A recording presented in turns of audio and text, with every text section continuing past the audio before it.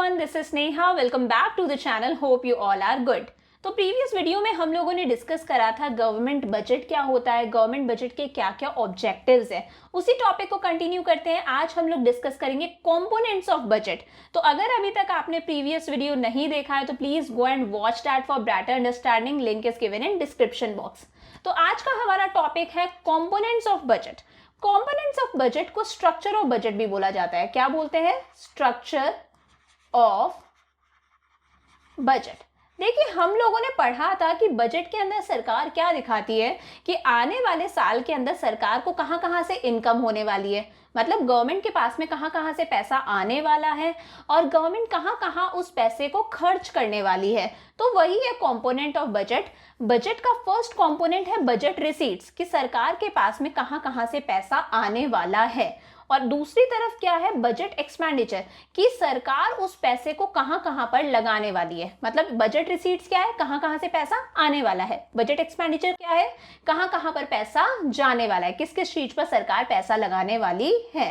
अब budget receipts के भी दो पार्ट्स होते हैं। बजट रिसीट्स के दो पार्ट हो गए, revenue receipts and capital receipts. वैसे ही बजट एक्सपेंडिचर के भी दो पार्ट्स हैं, revenue expenditure and capital expenditure. तो आज की इस वीडियो के अंदर हम लोग ये वाला पार्ट कवर कर लेंगे बजट रिसीट्स की। बजट रिसीट्स क्या है, रेवेन्यू रिसीट्स क्या है और कैपिटल रिसीट्स क्या है। देन नेक्स्ट वीडियो में हम लोग डिस्कस करेंगे बजट एक्सपेंडिचर, जहां पर हम लोग रेवेन्यू एक्सपेंडिचर और कैपिटल एक्सपेंडिचर डिस्कस करेंगे। सो बजट रिसीट्स क्या है? बजट रिसीट्स मतलब आने वाले साल के अंदर सरकार को कुल मिला के कहां कहां से इनकम होने वाली है, किन किन सोर्सेस से सरकार को इनकम होने वाली है, कहां कहां से पैसा आ रहा है, वही क्या है? Budget receipts. अब बजट रिसीट्स को टू कैटेगरीज में डिवाइड कर दिया। पहली कौन सी है? Revenue receipts. दूसरी कौन सी है? Capital receipts. तो रेवेन्यू रिसीट्स डिस्कस करते हैं, then we will come to capital receipts. देखिए, रेवेन्यू रिसीट्स, रेवेन्यू रिसीट्स कौन सी रिसीट्स हैं? Revenue receipts are those receipts which do not create any liability for the government, do not cause any reduction in asset of the government। ऐसी receipts, government को ऐसी जगह से पैसा आ रहा है जहां से पैसा आने पर ना ही गवर्नमेंट की लाइबिलिटी बढ़ रही है। लाइबिलिटी क्या होता है? कि भाई आप उधार, कि यहां से पैसा आया तो हमें इस पैसे को रिटर्न करना पड़ेगा। उस रिटर्न करने वाली टेंशन को बोलते हैं लाइबिलिटी। तो ऐसा पैसा जिसकी वजह से सरकार की ना तो लाइबिलिटी बढ़ रही है, मतलब ये पैसा सरकार को रिटर्न नहीं करना, ना इस पैसे के आने की वजह से सरकार का कोई एसेट कम हो रहा है। एसेट मतलब सरकार की कोई भी प्रॉपर्टी, ठीक है, ना प्रॉपर्टी में कमी आ रही है ना लाइबिलिटी बढ़ रही है। इस तरह की रिसीट को बोला जाता है रेवेन्यू रिसीट। एक बार दोबारा देखते हैं। Revenue receipts are those receipts which do not create any liability for the government, कि भाई पैसा भी आ रहा है और सरकार की लाइबिलिटी भी नहीं बढ़ रही, मतलब सरकार को इस पैसे को फ्यूचर में रिटर्न करने की कोई रिस्पॉन्सिबिलिटी नहीं है, फ्यूचर में रिटर्न करने की कोई टेंशन नहीं है। प्लस पैसा आ भी रहा है और सरकार के किसी असेट यानी प्रॉपर्टी में कोई कमी भी नहीं आ रही, मतलब ये पैसा ऐसा है जिस पैसे को लाने के लिए सरकार को कुछ बेचना नहीं पड़ रहा। इस तरह की रिसीट्स को बोलते हैं रेवेन्यू रिसीट्स। अब देखिए, रेवेन्यू रिसीट्स डेली नेचर की होती है, मतलब रेगुलर होती है। सरकार की आम तौर पे, मतलब जो डेली लाइफ वाली जिंदगी है उसके अंदर इस तरह की रिसीट्स होती है। तो ये रेगुलर और बार बार होती है, बार बार होने को रिकरिंग बोलते हैं। तो regular and recurring in nature. अब सरकार को रेवेन्यू रिसीट्स होती हैं, उसे हम लोगों ने टू कैटेगरीज में डिवाइड कर दिया। फर्स्ट कैटेगरी हो गई टैक्स रिसीट्स। कौन सी? Tax receipts. की आपको पता है सरकार की जो सबसे मेन रेगुलर इनकम है वो कौन सी इनकम है? टैक्स से होने वाली इनकम। हम लोग, आप लोग, सब लोग सरकार को टैक्स देते हैं। वो सरकार को जो हम टैक्स दे रहे हैं वो सरकार की क्या है? इनकम है। तो फर्स्ट सोर्स हो गया टैक्स रिसीट्स। और टैक्स के अलावा जहां भी जिन भी सोर्सेज से सरकार को इनकम हो रही है वो कौन से सोर्सेज हो गए? Non tax receipts. तो सबसे पहले हम लोग टैक्स रिसीट्स डिस्कस करते हैं, फिर नॉन टैक्स रिसीट्स डिस्कस करेंगे। उसी के साथ में रेवेन्यू रिसीट्स हमारा कंप्लीट होगा। तो देखिए, हमारी टैक्स रिसीट्स को हम लोग डिस्कस करते हैं। हम लोग हो गए, प्रोड्यूसर्स हो गए, सब लोग सरकार को क्या देते हैं? टैक्स देते हैं। और टैक्स ही सरकार की क्या है? मेन इनकम है। तो फर्स्ट कैटेगरी है हमारी टैक्स रिसीट्स। अब टैक्स की बात करते हैं तो टैक्स को हम लोगों ने इन्होंने 3 कैटेगरीज में डिवाइड कर रखा है, क्लासिफाई करा है, वो डिस्कस करते हैं। फर्स्ट है डायरेक्ट एंड इनडायरेक्ट टैक्स। आप सबको पता है डायरेक्ट टैक्स कौन होता है? जो पर्सन टैक्स को पे करता है उस टैक्स का अल्टीमेट बर्डन भी उसी पर्सन को बोन करना पड़ता है। फॉर एग्जाम्पल, मैंने टैक्स पे करा तो पेयर भी मैं ही हूं और उसका अल्टीमेट बर्डन भी मुझ पर ही पड़ा, तो वो कौन सा टैक्स है? Direct tax. For example, income tax, मेरी इनकम पर टैक्स लगा, मैंने टैक्स दिया, मतलब टैक्स की पेयर कौन हूं? मैं हूं, और उसका अल्टीमेट बर्डन भी किस पर पड़ रहा है? मुझ पर ही पड़ रहा है। इस तरह का टैक्स कौन सा टैक्स होता है? Direct tax. वहीं दूसरा टैक्स है indirect tax. For example, GST, indirect tax का एग्जाम्पल हो गया GST, goods and services tax. Goods and services tax किस तरह से कि एक शॉपकीपर है, वो कोई चीज बेच रहा है, तो वो चीज बेच रहा है तो उसने सरकार को टैक्स दिया होगा, तो यहाँ पर टैक्स पे किसने करा? शॉपकीपर ने पे करा, मतलब पेयर कौन है? शॉपकीपर। बट उसका अल्टीमेट बर्डन शॉपकीपर को बियर नहीं करना पड़ रहा। क्यों? क्योंकि वो उस चीज का दाम बढ़ा के वो पैसा, वो जो टैक्स वाला पैसा है, वो किससे वसूलेगा? हम लोगों से वसूल लेगा, अपने कस्टमर्स से वसूल लेगा।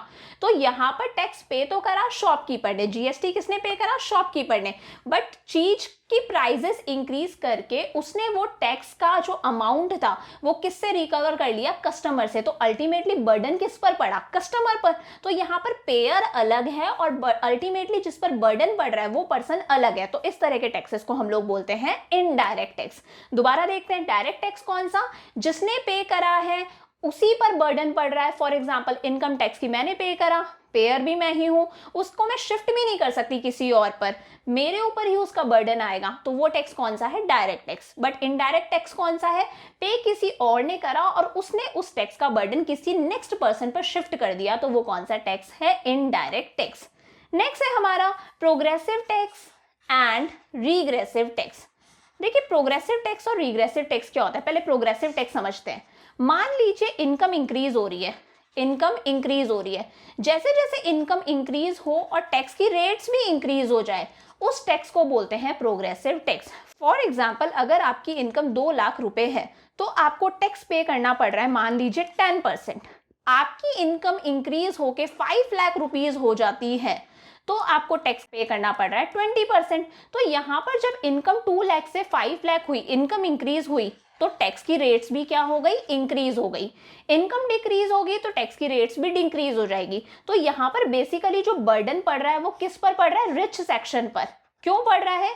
क्योंकि जैसे ही इनकम इंक्रीज हो रही है टैक्स की रेट्स भी क्या होती जा रही है? इंक्रीज होती जा रही है। इस तरह के टैक्स को बोलते हैं प्रोग्रेसिव टैक्स, जहां पर इनकम इंक्रीज हुई, टैक्स की रेट्स भी इंक्रीज हो गई। तो बर्डन बेसिकली किस पर आ रहा है? रिचर सेक्शन पर, कि उनकी इनकम ज्यादा है तो उन्हें ज्यादा टैक्स देना पड़ रहा है। ठीक है, तो ये टैक्स हो गया प्रोग्रेसिव टैक्स।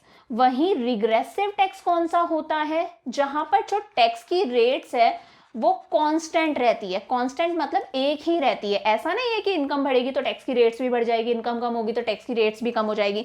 यहाँ पर टैक्स की रेट्स क्या है? कांस्टेंट है। फॉर एग्जाम्पल, एक पर्सन है जिसकी इनकम 2 लाख रुपीज है, ठीक है, इसे टैक्स पे करना पड़ता है 10%। मतलब कितना टैक्स पे कर रहा है ये? 20,000 रुपए। अभी भी इसके पास में सफिशिएंट पैसा है, 1,80,000 रुपीज है, इसे खर्च कर सकता है। वहीं एक बंदा है जिसकी इनकम कितनी है? मान लीजिए 10,000 रुपीज ओनली। अब 10,000 इनकम वाला पर्सन भी 10% टैक्स दे रहा है, मतलब 1,000 रुपीज इसने अपने टैक्स के दे दिए। इसके पास में सिर्फ कितने रुपए बचे? 9,000 रुपए बचे। इसके पास तो 1,80,000 बचे थे, अब 9,000 में तो ये अपनी लाइफ की बेसिक रिक्वायरमेंट्स तक पूरी नहीं कर सकता। तो यहाँ पर जो मोटा मोटा वजन आ रहा है, जो बर्डन आ रहा है, वो किस पर आ रहा है? उल्टा पुअर पीपल पर, poor section of the society पर आ रहा है। जबकि प्रोग्रेसिव टैक्स में जैसे ही इनकम इंक्रीज हो रही थी, टैक्स की रेट्स इंक्रीज हो रही थी, तो बर्डन किस पर था? रिचर सेक्शन पर। यहाँ टैक्स की रेट्स कांस्टेंट है, आदमी ज्यादा पैसे वाला है तो भी उसको उतना ही टैक्स देना है, कम पैसे वाला है तो भी उसे उतना ही टैक्स देना है। तो भाई ज्यादा वाले को तो कोई दिक्कत नहीं होगी, उसके पास में तो टैक्स देने के बाद में सफिशिएंट पैसा बचा है। बट जिसकी इनकम कम है उसके पास तो कुछ बचा ही नहीं, वो तो अपनी लाइफ की बेसिक रिक्वायरमेंट्स भी पूरी नहीं कर सकता। तो वहां पर बर्डन किस पर है? Poor section. लास्ट है हमारा value added tax and specific tax. देखिए, किसी भी चीज का प्रोडक्शन होता है, फॉर एग्जाम्पल पेपर बन रहा है, तो उसके अलग अलग स्टेजेस से पास होना पड़ता है कि भाई लकड़ी है, लकड़ी से वुड पल्प निकाला, इस तरह से अलग अलग स्टेजेस होती हैं उस चीज के प्रोडक्शन के लिए। तो जब हर स्टेज पर टैक्स लगता है, जब हर स्टेज पर जब प्रोडक्शन की हर स्टेज पर टैक्स लगता है उस तरह के टैक्स को हम लोग बोलते हैं वैल्यू एडेड टैक्स। कौन सा टैक्स? Value added tax. जबकि हर स्टेज पर टैक्स लगने की बजाय स्पेसिफिक टैक्स कौन सा होता है? जो चीज के वेट के अकॉर्डिंग लगता है। ठीक है, कि इस चीज में कितना वेट है, उस चीज के अंदर कितनी यूनिट्स हैं, उस कार्टन के अंदर कितनी यूनिट्स रखी हुई हैं। तो जब वेट वगैरह के अकॉर्डिंग, यूनिट्स वगैरह के अकॉर्डिंग टैक्स लगता है तो उस तरह के टैक्स को बोलते हैं स्पेसिफिक टैक्स। तो ये हम लोगों ने हमारी टैक्स रिसीट्स डिस्कस कर ली, जो सरकार की सबसे मेन इनकम है, रेवेन्यू इनकम है, मतलब रेगुलर नेचर की इनकम है, रिकरिंग है, बार बार होती है। सरकार को सबसे ज्यादा इनकम कहां से होती है? टैक्स से। टैक्स कितने तरह के हम लोगों ने डिस्कस करे? Direct tax, indirect tax, progressive tax, regressive tax, value added tax and specific tax. आगे बढ़ते हैं, अब हम लोग डिस्कस कर लेते हैं हमारी नॉन टैक्स रिसीट्स। देखिए, सरकार को जो सबसे मेन मोटी मोटी रेवेन्यू नेचर की इनकम होती है वो किससे होती है? टैक्स से। टैक्स के अलावा भी सरकार को कुछ रेवेन्यू नेचर की इनकम होती है, उसे हम लोगों ने एक कैटेगरी में डाल दिया, नॉन टैक्स रिसीट्स। तो फर्स्ट नॉन टैक्स रिसीट्स है फीस। देखिए, हम लोग सरकार की कुछ सर्विसेज लेते हैं, गवर्नमेंट की कुछ सर्विसेज लेते हैं, like birth certification, death certification बनवाना, प्रॉपर्टी का रजिस्ट्रेशन करवाना। इस तरह की सर्विसेज देने के लिए सरकार हमसे कुछ फीस चार्ज करती है। वही फीस क्या है? सरकार की नॉन टैक्स रिसीट है, सरकार की एक इनकम है। For example passport fees, land registration fees, birth and death registration fees. तो ये फीसेस क्या है? सरकार की कुछ इनकम है। नेक्स्ट है फाइन्स। देखिए, payment made by the law breakers. जब कोई पर्सन लॉ ब्रेक करता है तो उसे गवर्नमेंट को क्या पे कर जब कोई पर्सन लॉ ब्रेक करता है तो उसे सरकार को क्या पे करनी पड़ती है? पेनल्टी पे करनी पड़ती है, फाइन पे करना पड़ता है। फॉर एग्जांपल रोड पर ये चालान वगैरह होते रहते हैं। अभी रिसेंटली चल रहा है कि कोविड के अगर आप नॉर्म्स फॉलो नहीं करोगे तो भी गवर्नमेंट आपको चालान चार्ज करेगी। तो ये सब क्या है? फाइन्स है। ये फाइन्स भी क्या है? गवर्नमेंट की इनकम है। हालांकि इसके पीछे गवर्नमेंट का मकसद पैसा कमाना नहीं है, गवर्नमेंट का मकसद ये है कि वो आपको डिसिप्लिन्ड बनाए ताकि आप उनके रूल्स फॉलो करो। पर ये भी सरकार की क्या है? एक इनकम है। नेक्स्ट है एस्टीट। एस्टीट क्या है? Income of the government from the property left by the person without a legal higher. मान लीजिए किसी पर्सन की डेथ हो जाती है और उस पर्सन का कोई बच्चा नहीं है, कोई लीगल हायर नहीं है जो उस प्रॉपर्टी को ले सके, उस पर्सन की प्रॉपर्टी को रख सके, तो उसकी प्रॉपर्टी फिर सरकार ले लेती है। इस तरह ये सरकार की क्या है? एक इनकम है। किसी पर्सन की डेथ हो गई, उसका करोड़ों का बैंक बैलेंस है और उसकी प्रॉपर्टी है, उसका घर है, बट उसका कोई लीगल हायर ही नहीं है, उस पर्सन के पीछे कोई है ही नहीं जो उस प्रॉपर्टी को क्लेम कर सके, खुद का बता सके। इन दैट केस वो प्रॉपर्टी कौन ले लेगी? सरकार ले लेगी, और वो सरकार की क्या हो गई? इनकम हो गई। नेक्स्ट है special assessment. Payment made by the owner of those properties whose value has been increased due to developmental activities of the government। मान लीजिए किसी जगह का डेवलपमेंट हुआ, किसी जगह पर गवर्नमेंट ने रोड्स बनवा दिए, मॉल्स बनवा दिए, इंडस्ट्रीज वगैरह सेटअप कर दी, तो उस जगह का क्या हुआ? डेवलपमेंट हुआ। जब उस जगह का डेवलपमेंट होगा तो वहां के आसपास के घर, प्रॉपर्टी, दुकानें, उनके दाम अपने आप बढ़ जाएंगे या नहीं बढ़ जाएंगे? तो सरकार भाई उन जगहों के जो उन प्रॉपर्टी के ओनर्स हैं उन्हें बोलेगी भाई हमें पैसा दो थोड़ा सा। क्यों दो? क्यों? क्योंकि आपकी चीजों के प्राइसेस इसलिए इंक्रीज हुई है, आपकी प्रॉपर्टी के दाम इसलिए इंक्रीज हुए हैं क्योंकि हम लोगों ने डेवलपमेंट करा है, हम लोगों ने रोड्स बनाई है, इंडस्ट्रीज बनवाई हैं। तो गवर्नमेंट अगर कुछ डेवलपमेंट करती है, रोड्स वगैरह, बिल्डिंग्स वगैरह बनवा रही है, इंडस्ट्रीज वगैरह सेटअप कर रही है, और इस वजह से वहां पर रहने वाले लोगों की जो प्रॉपर्टी है उनकी प्राइसेस इंक्रीज हो जाती हैं, तो गवर्नमेंट उनसे कुछ पैसा लेती है जिसे बोलते हैं स्पेशल असेसमेंट। नेक्स्ट है इनकम फ्रॉम पब्लिक एंटरप्राइजेस। देखिए, गवर्नमेंट के कुछ एंटरप्राइजेस है जैसे Indian railways, Indian oil, ONGC. ये क्या है? कुछ पब्लिक सेक्टर अंडरटेकिंग्स है, गवर्नमेंट की ऑर्गेनाइजेशंस है। इनमें जितनी भी इनकम हो रही है वो किसकी इनकम है? सरकार की इनकम है। तो income from public enterprises. Next है income from sale of 2G and 3G। ये जो हमें सर्विसेज मिल रही हैं, 2G services, 3G services, 4G services, 5G services भी अभी टेस्टिंग के अंदर है, ये सर्विसेज भी हमें गवर्नमेंट से मिल रही है। तो इसके पैसे, इसके होने वाली इनकम भी किसकी होती है? गवर्नमेंट की होती है। लास्ट है गिफ्ट्स एंड ग्रांट्स, डोनेशंस वगैरह। फॉर एग्जाम्पल कोई नेचुरल कैलामिटी हो गई, अर्थक्वेक्स आ गए, लैंडस्लाइड्स आ गई, सुनामी आ गई, तो बड़े बड़े पैसे वाले लोग सरकार को क्या देते हैं? डोनेशन देते हैं, ग्रांट्स देते हैं, गिफ्ट्स वगैरह भी मिलते हैं, दूसरे देश भी हमें गिफ्ट्स वगैरह देते हैं। तो ये सब भी क्या है? सरकार की इनकम है। तो ये हम लोगों ने डिस्कस कर लिया सरकार की नॉन टैक्स रेवेन्यू रिसीट्स। अब रेवेन्यू रिसीट्स हम लोग कंप्लीट कर चुके हैं, एक बार प्रीवियस वाला डिस्कस करते हैं जरा। तो कंपोनेंट्स ऑफ बजट का first part that is budget receipts, कि सरकार को किन किन सोर्सेज से इनकम होने वाली है, उसका फर्स्ट पार्ट हम लोग डिस्कस कर चुके हैं, रेवेन्यू रिसीट्स। कौन सी रिसीट्स? ऐसी रिसीट्स जिनसे ना तो सरकार का कोई असेट कम होता है, ना ही सरकार की लायबिलिटी बढ़ती है, उस तरह की रिसीट्स को क्या बोलते हैं? Revenue receipts. रेवेन्यू रिसीट्स को भी दो कैटेगरीज में डिवाइड करा गया था, tax receipts and non tax receipts, वो भी हम लोगों ने डिस्कस कर लिया। तो ये पार्ट हम लोग कंप्लीट कर चुके हमारा रेवेन्यू रिसीट्स। अब हम लोग डिस्कस कर लेते हैं हमारा capital receipts, then next video में हम लोग एक्सपेंडिचर वाला पोर्शन डिस्कस करेंगे। अब देखिए कैपिटल रिसीट्स कौन सी रिसीट्स हैं। Capital receipts are those receipts which create liability for the government, cause reduction in assets of the government. मतलब ऐसी रिसीट्स जिनके होने से, मतलब जहां से पैसा आने से या तो सरकार की लायबिलिटी बढ़ जाएगी, मतलब ये वो पैसा है जो अगर सरकार के पास में आ रहा है तो सरकार को रिटर्न करना पड़ेगा, ठीक है, या तो ये पैसा सरकार को रिटर्न करना पड़ेगा, या फिर दूसरी कंडीशन है ये पैसा लाने के लिए सरकार के असेट्स में क्या आएगी? कमी आएगी। डिस्कस करते हैं। Capital receipts are those receipts which create liability for the government, दोनों में से कोई भी कंडीशन हो सकती है।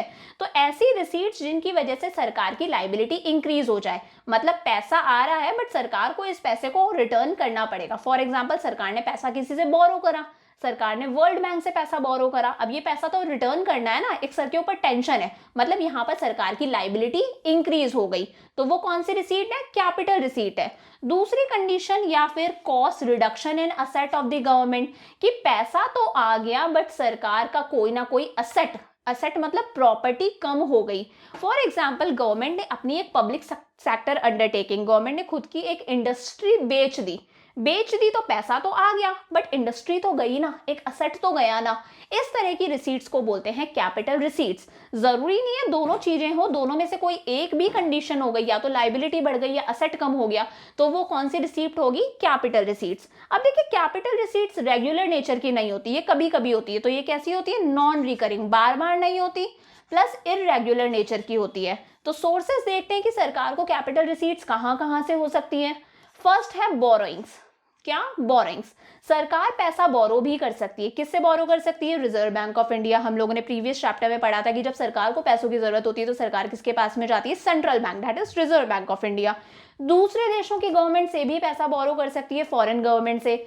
पब्लिक से भी पैसा बोरो कर सकती है, ओपन मार्केट ऑपरेशंस, कुछ सिक्योरिटीज बेच के पब्लिक से पैसा बोरो कर ले, या फिर कुछ इंटरनेशनल ऑर्गेनाइजेशंस हो गए जैसे world bank, international monetary fund.